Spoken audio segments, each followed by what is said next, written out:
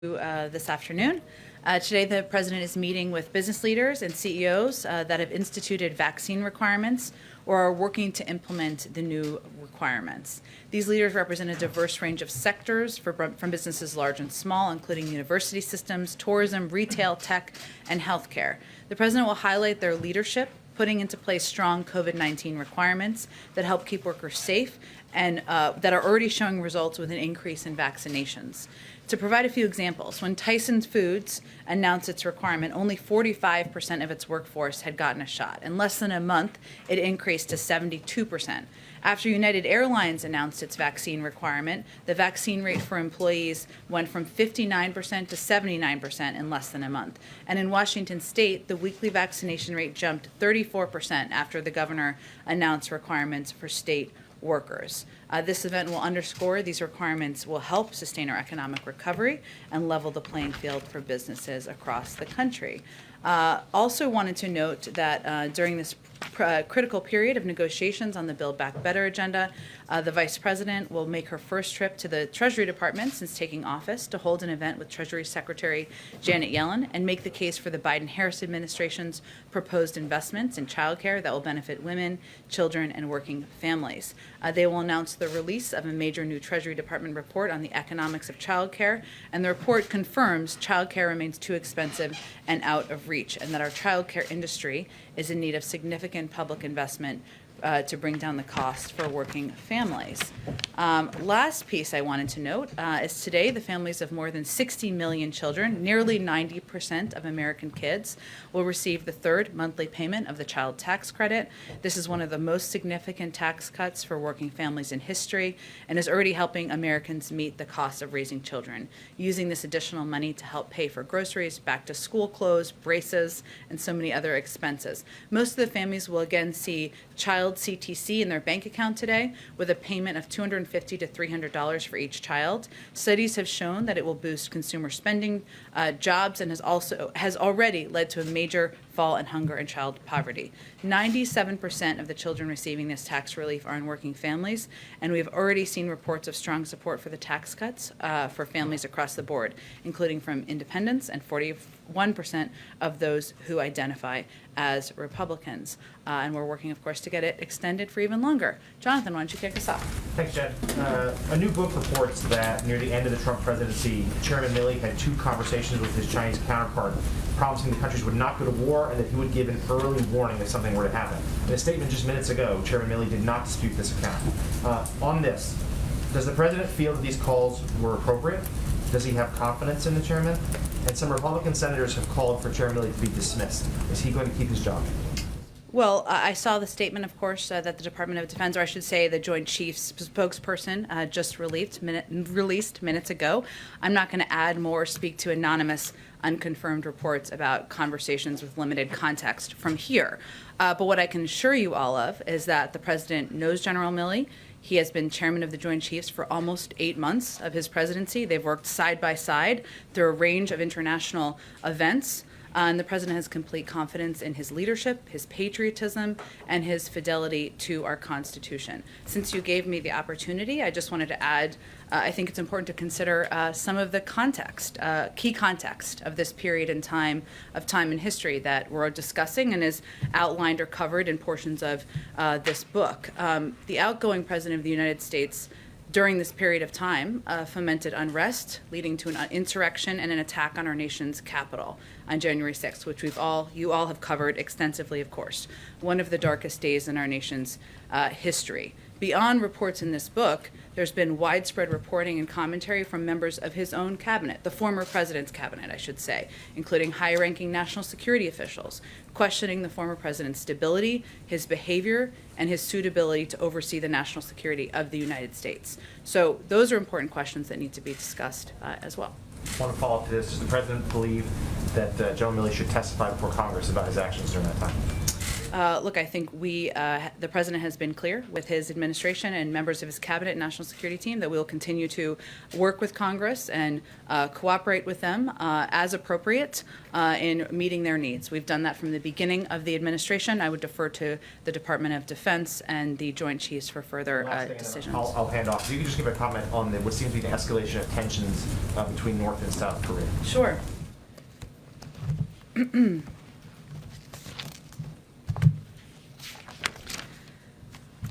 Well, I would first note that the State Department and Indo-PACOM have both put out statements as well that I would point you all to if you haven't seen them.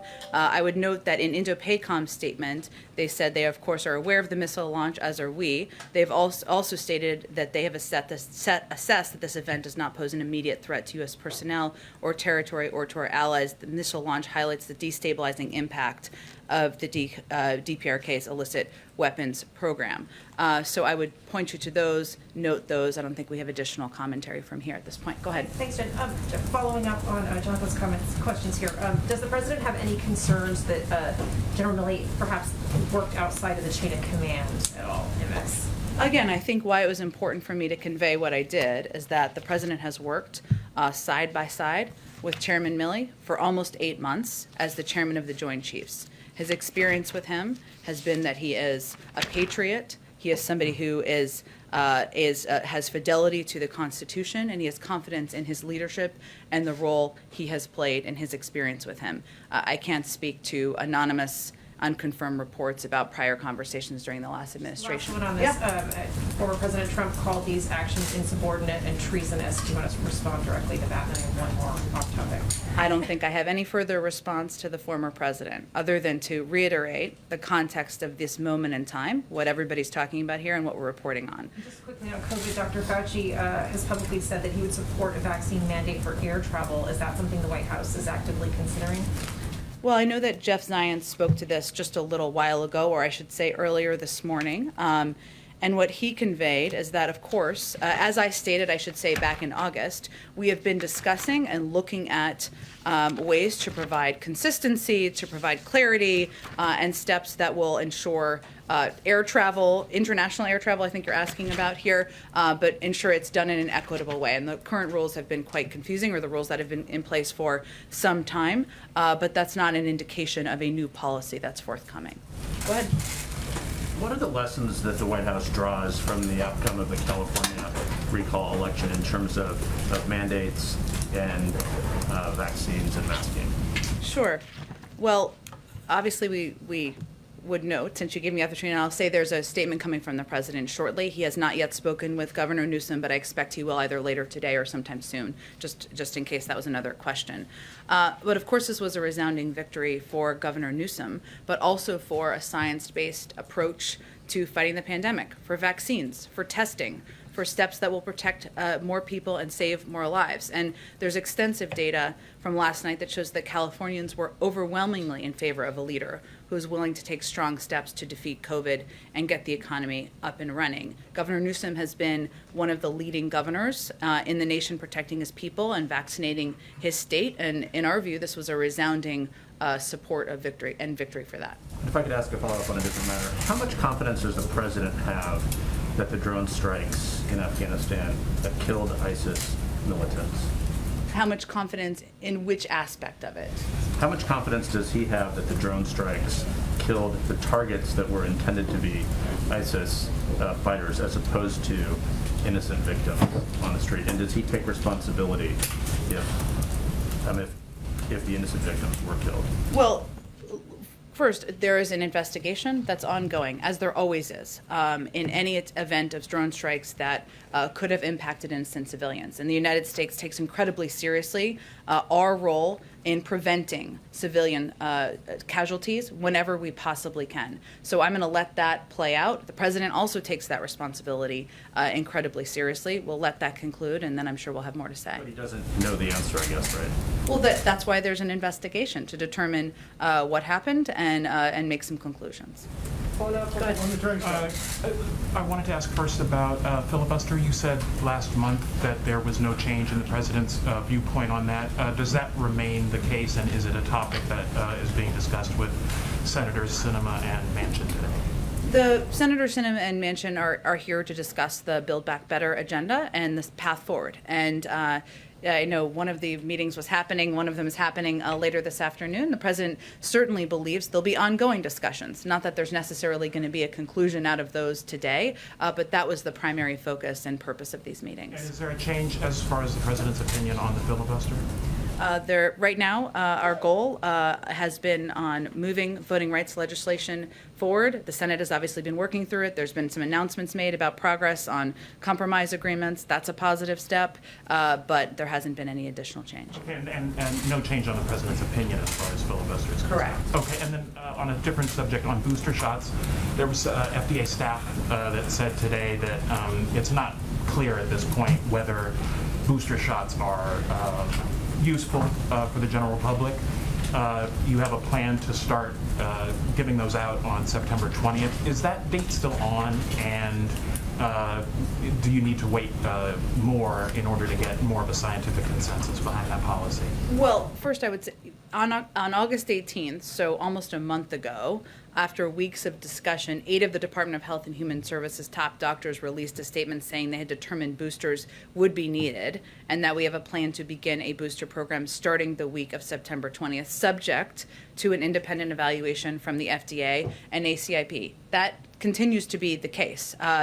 Right now, what we're looking at is that today the FDA provided more data that will be analyzed through independent and rigorous scientific process. A formal meeting is also happening of the Vaccines and Related Biological Products Advisory Committee that will take place on Friday. And next week, the ACIP is planning to meet, and based on their recommendation, we're prepared to operationalize. So those are the steps that will be occurring. Nothing has changed as it relates to the 8 top doctors who put out that statement almost a month ago. There was always going to be a process. That process is proceeding. So even if there's no consensus, you will be moving forward with the booster shot No, program? where it is subject to an independent evaluation from FDA and ACIP. That was what we said in August. That is what continues to be the case today. So that process is playing out now. Larry Nassar. Go ahead. Thank you, Jen.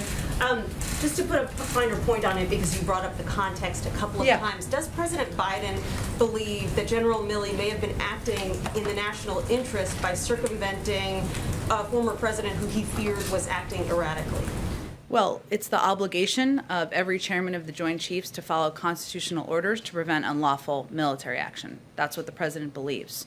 But it's also important to understand the context of when this reporting was happening during, and the fact that the former president was fomenting an insurrection, and there was broad concern from a range of members of his national security team about his behavior and fitness for office.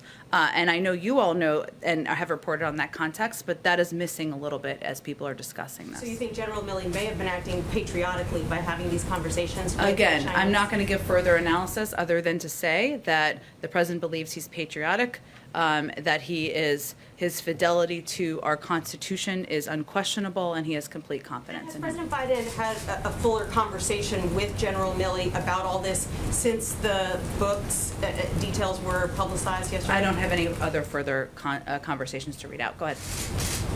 Even if the president believes that the intentions and the patriotism of General Milley were in line with his own values, is there a point where criticism makes General Milley unable to continue in this role because it is a new administration, it's a new day, and there are some questions about if he exceeded his authority? Well, again, the president has complete confidence in his leadership, his patriotism, and his fidelity to our Constitution. I can't speak to the former president's experience with him or the former president's views of him, but this current president, who follows the Constitution, who's not fomenting an insurrection, who follows the rule of law, has complete confidence in Chairman Milley and him continuing to serve in his role. And even as Republicans may criticize it and have questions about his suitability to continue, would that be a factor that President Biden would consider, separate from his judgment about how he conducted himself before? I don't think the president is looking for the guidance of members of Congress who stood by while the president of the United States and the leader of their party fomented an insurrection, and many of them were silent. Go ahead. Jen, thank you. The Larry Nassar situation and the testimony with Congress, Simone Biles delivered powerful testimony saying enough is enough, and I didn't hear you address it at the top. So if you could say and elaborate, what is the president's position on the Larry Nassar situation, and does he have a reaction to what Simone Biles said to Congress today? Well, I would say her testimony was incredibly powerful. Allie Reisman's was incredibly powerful. All of these women who were brave and courageous and came forward and spoke about the abuse of a monstrous human being that they lived through as gymnasts, as some of the nation's top athletes. That's courageous. That's brave. They're playing a role in preventing this from ever happening again. I would note that also discussed was, of course, the DOJ's Inspector General report, and the testimony we heard today was also about that. And the Department of Justice has said that the FBI is promptly taking the steps outlined in the report to ensure that this can never happen again, which certainly the president supports that. And then a follow-up, one more for boosters. I asked the president on the South Lawn yesterday if he would be willing to take that booster dose. You said at the podium that he would after, some time after the recommendations, but he didn't elaborate. Is the president going to take the booster dose? Yes, once it's approved through the process that I just outlined. Go ahead. Thanks, Jen. I know you've spoken about Milley quite a bit, but what is the president's response to this criticism that the chairman of the Joint Chiefs exceeded his authority, usurped civilian authority, and does there exist any fear that that could happen to any administration, including this administration? Well, again, this is why I provided the context, right? Because what we're talking about here, one, let me just restate again, that there are a range of reports in this book, anonymous, unconfirmed. I realize that the Department of Defense, or I should say the Joint Staff spokesperson, put out a statement. If you look at that statement, that is really about what the normal channels of communication are, which are important to understand as well. Broadly speaking, beyond this book, the chairman of the Joint Chiefs, any chairman of the Joint Chiefs, has channels to communicate with China and Russia. That those are meant to increase confidence. Those are meant to prevent and deter any action that would be unintended, and that is a good thing because obviously we want to prevent nuclear war. So what I can speak to though is the president's view of Chairman Milley, and obviously Chairman Milley has been by his side for almost 8 months. The president's experience with him is that he is a man of honor.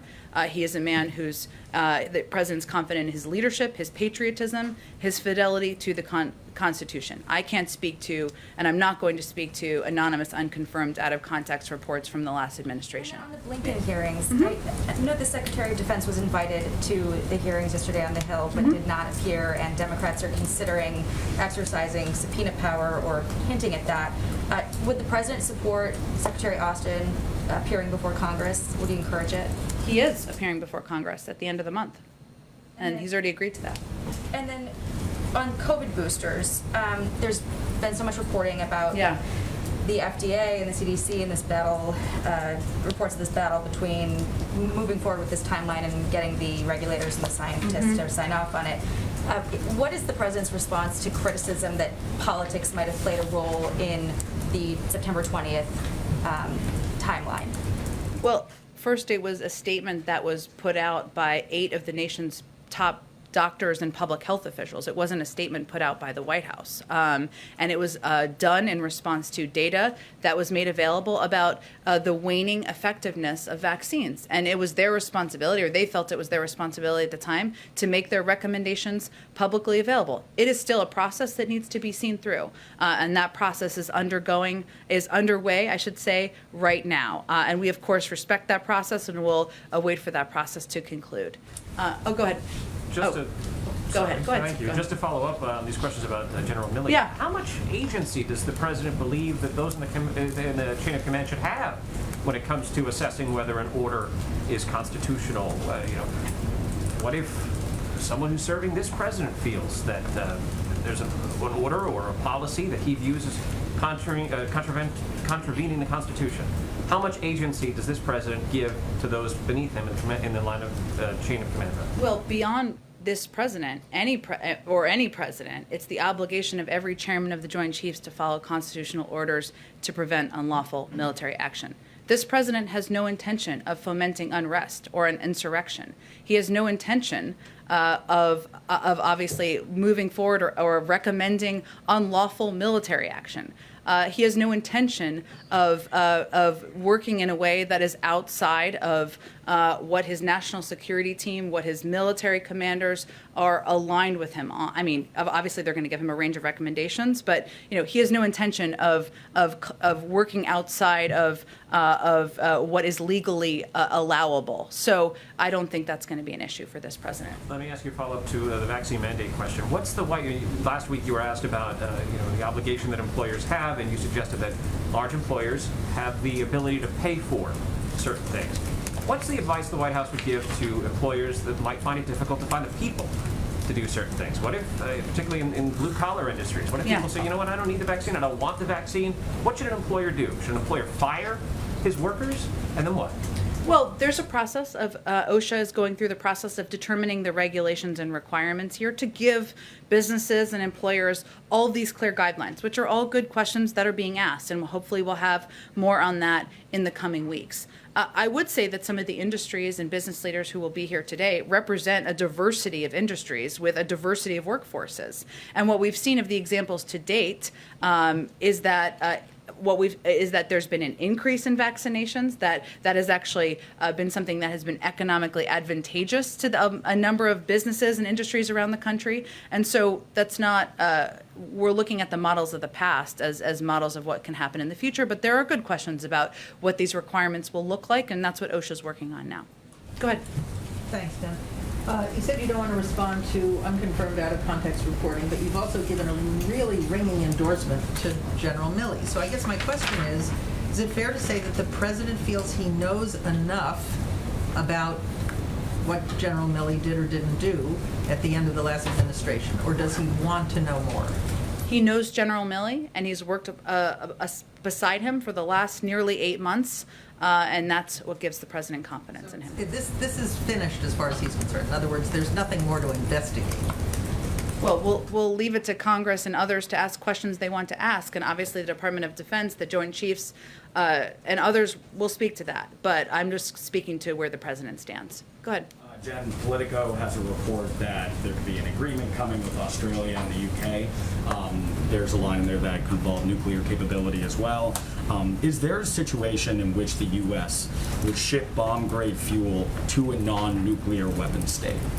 I've seen the reports out there, and I know there's been a call this morning to give people a preview of what's coming later, and we're going to wait for any announcement to be made more officially later this evening. But just on the question of the situation, if the U.S. would, is there a situation where the U.S. would ship that bomb-grade fuel to? Again, the parameters of this agreement and the announcements later today, we'll leave it to that announcement to be made. I know there was a briefing this morning as well. Is there any update on the measles outbreak that caused the suspension of flights of Afghan allies to the U.S.? Let me give you, I don't know how much you know, but I'll tell you what I know, and then we'll see.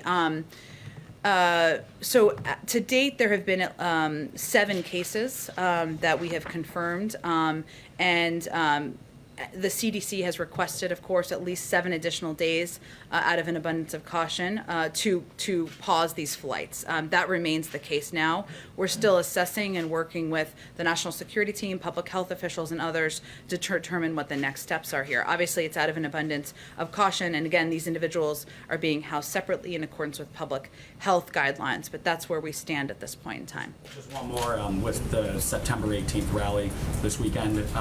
I know Kareem was asked about this yesterday, but should people in Washington, D.C. expect to see any sort of military presence, National Guard presence, in the city? Could you give some details about just what to expect security-wise in Washington? We are obviously always watching and take steps in order to ensure the security of people who work in government. We work closely with Congress on that. We typically don't predict that or lay that out in advance, and so I'm not going to do that from here either. Go ahead. Thanks, Jen. With only a couple weeks ahead of the United Nations Climate Summit, obviously the administration is still negotiating a package right now that has climate at its core. Mm-hmm. Do you all feel any pressure right now to get this bill across the line before the summit when you would present to the world your ambitions on climate change? Well, the summit is not for 2 months, so we have a bit of time, and obviously we certainly expect that it will move forward in advance of that. And then do you all feel, I guess in your negotiations at the moment with Senators Manchin and Sinema, for instance, that certain climate provisions may be at stake in the current negotiations, or that you may have to downsize your ambitions there, specifically on climate? Well, I would say first the climate components of the package are incredibly important to the president, and there are some key components in the infrastructure framework, which include investments, of course, in rail, increasing public transit, ensuring that we have clean drinking water across the country, investment in electric vehicles. There are also key components in the reconciliation package, providing tax cuts for businesses and consumers who invest in clean energy technologies, sending a market signal that brings additional private investment off the sidelines and into modernizing our electric grid, mobilizing the next generation of conservation and resilience. All of these pieces together are vitally important to helping address the climate crisis and moving our agenda forward. The president has still taken additional steps, as he did just last month, where he announced steps to drive American leadership forward on clean cars and trucks, aiming to grow good-paying union jobs at home, and aligning with automakers and the United Auto Workers to make half of all new vehicles sold by 2030, zero emissions. So there are steps we can take outside of these legislative pieces, but certainly moving these legislative pieces forward will be significant. The president has advocated for them. This is an ongoing negotiation, but he's made clear they're important to him. Go ahead. Oh, go ahead. Oh, go ahead, right in front of you. Yeah, go ahead. Thanks, Jen. You mentioned discussion of mandates for international travel. Does the president support vaccine mandates for domestic travel? We have not put in place vaccine mandates for domestic travel from the federal government. No, we have not. But does he support that? Is it under discussion? Has it been under discussion at any point? And if not, why not? Well, again, there's always a range of discussions about additional steps that can be taken by the federal government to protect us all from COVID, to reduce the spread. What we made the decision on or determination on last week is that putting in place these mandates and requirements on businesses would have the largest impact in helping reduce the spread of COVID, protect more people, and save more lives. So we're maintaining existing travel requirements at this point in time. We're obviously continuing to discuss a range of options, as we always would be. Jen, Go ahead. Go ahead for it, Jessica. Okay, can I follow up on that? Yes. Jeff Zients said today, though, we are considering vaccination requirements for foreign nationals traveling to the United States, that you're working now to be ready to replace the current restrictions with a new system for international travel, reading those words from him. So what is the time frame that you would imagine for that? Are we talking about weeks here? Are we talking about months before the holidays that are coming up? What can you tell us about that? So I said something similar in August. So did Jeff Zients, about our desire to work through these working groups, which is different from the domestic question. This is about the international component, to create consistent, equitable approaches that will also keep the American people safe and stop the spread of COVID here. I don't have a projected timeline. It's just an ongoing discussion that's been happening since last August. Okay, since August. Sure. And a separate question about the vaccine mandate that the president announced. Yeah. Does the president intend for that to apply to employees of state and local governments?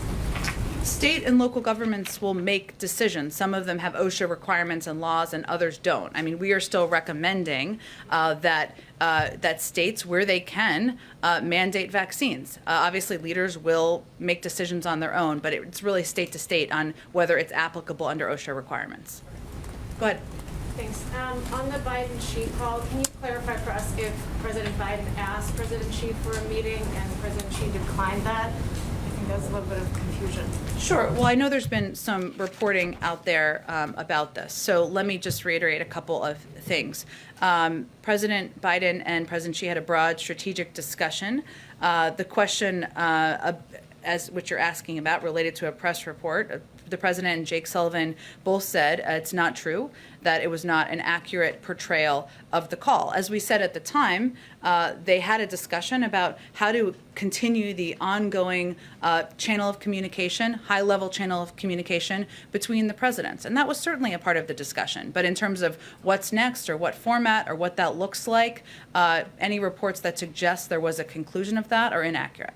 So is it inaccurate that the request was made from the U.S. president to have a meeting, or is it inaccurate that the Chinese president declined? Because I think not true was not really giving us the full picture of what in the press reports is not accurate. What's accurate is there is an ongoing discussion with the Chinese leaders about what the next step should be about engagement on a leader-to-leader level. But I don't have anything more to preview for you at this point in time. One other issue that I know is a big priority of yours on the supply chain crunch, specifically semiconductors.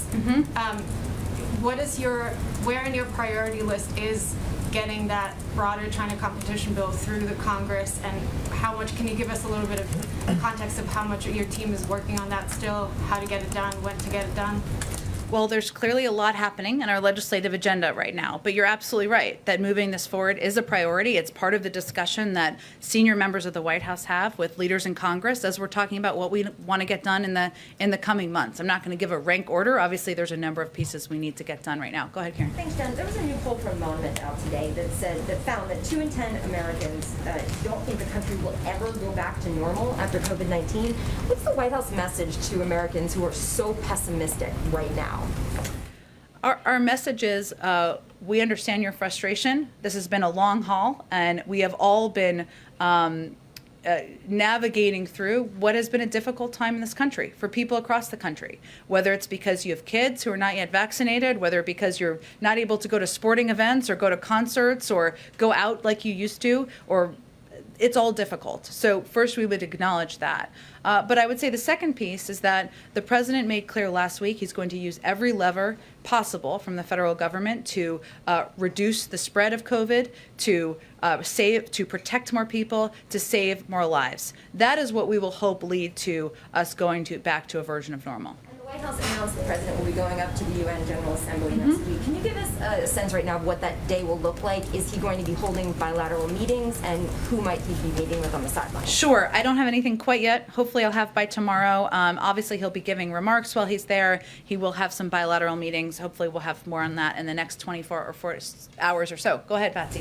Thanks, Jen. So on President Biden's call to world leaders to recommit against the pandemic, and the call to fully vaccinate the world, 70% of the world population by next September. Many experts that we've spoken to say that this goal will be unlikely to be achieved unless there is a vaccine patent waiver at the WTO. The U.S. has supported this since May, and it's been months, and it doesn't seem like Ambassador Catherine Tai has been able to move the needle a little bit. So is the U.S. serious, and would that be part of the president's call in recommitting to the fight against the pandemic globally? Well, first, I know there's been a range of reports about an email invitation that was sent out. That was not an announcement or a determination of any goals we're setting. There's still a discussion about that. But I would say that we always said from the beginning the TRIPS waiver process would be a long one. It is. I know we're in September, but we always knew that it would be a lengthy process. But that's never been the only basket that we're focused on. We've also been focused on increasing supply or vaccine supply to the world, where we provide more vaccines to the world than any other country in the world combined. We've also been working with countries on manufacturing capacity and making sure they have the materials they need. So this is an across-the-board approach. It's not based on one particular component, but in terms of specific goals, I know there's been some reports about an invitation, but those are not yet representative of our view. On foreign policy, the Ukrainian president's office issued a statement that as part of the agreement reached during the Biden and Zelensky meeting, Ukraine may receive new air and missile defense systems, in particular the Iron Dome. Can you confirm? I'd have to check on that with our team. I know we announced we were providing additional assistance when we had that meeting, but in terms of the specifics, I'd have to check with our team. Go ahead. Just a quick follow-up on the timeline for the reconciliation bill. Do you expect that to be signed into law by the time Biden goes to Glasgow, or just move forward?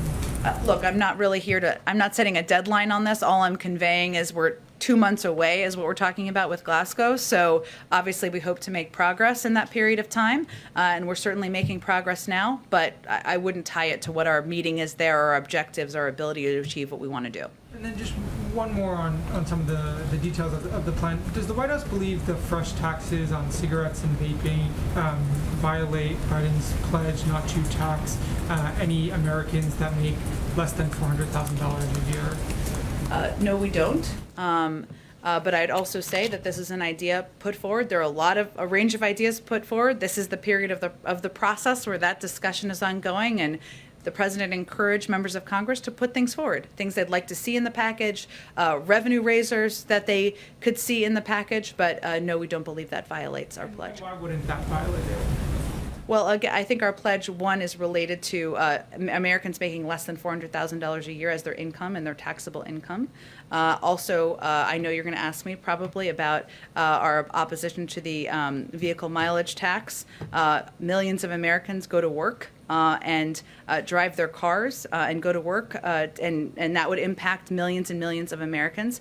Obviously, public health guidance advises against smoking, so that's not something that we think falls into the same category. But again, it's not an idea the president has proposed, and it's just one that's been proposed among many from members of Congress. Does the White House support that proposal? It's not one we proposed. There are negotiations. They're happening now. I'm not going to negotiate all of the components from here, but it wasn't one that the president proposed in his initial speech or announcement. But he has also encouraged members to come forward with a range of ideas. Go ahead. Thanks, Jen. Senators from both parties have called for an investigation into Facebook's internal research on the way young users are affected by Instagram. Would the White House back these efforts? Efforts by Congress to investigate? Facebook and their internal research on Instagram and how it affects young users. I did see some of the reporting. I haven't had a chance to really talk to our team about this. I would say that, the president does think, and he has said that there are serious issues around how much power internet platforms have amassed in our society, and certainly some of that reporting is an example of that. But in terms of next steps, I don't think I have a further comment at this point in time, but I will see if there's more we have to offer. Go ahead. Thank you, Jen. Question about Iran. Iran has now a new chief nuclear negotiator. It's widely seen as a sign that they are going to adopt a tougher stance. So does the president still believe that he can restart the talks with Iran about nuclear weapons? He continues to believe that a diplomatic path forward is the best path forward, and that going back to a period of time where we have visibility into Iran's nuclear capabilities, that we can work with our international partners to hold them accountable is the best step. But obviously that is up to the State Department to determine what's possible with diplomacy. I know we have to wrap here because I think you have to go gather, but why don't we do one last one? Jen, did the president watch any of the emotional testimony from the U.S. gymnasts earlier today? I know you touched on his message. Did he tune into any of it? I know he's had a full schedule today, so I'm not sure he's had the opportunity to watch much of the testimony on television. We have mentioned it to him because obviously it impacted many of us as you're watching. I don't know how anyone couldn't have been impacted watching it, but I'm not sure if he'll have an opportunity later today. I know he's been following this closely, of course. Do you still have confidence in his FBI director, given many of these young women said they feel failed and betrayed by the FBI? One agent has been removed, but does the president believe that more should be removed from their jobs if they were involved? There's an IG investigation, which is an important process and one that should be followed, and the president certainly supports that. Obviously, the FBI director was also testifying today and spoke to his views of what went wrong here, so I'd point you to that. Okay, thanks so much, everyone. I think I got to wrap because you guys have to gather. Thanks, everyone. And the Arizona Attorney General suing the Biden administration over the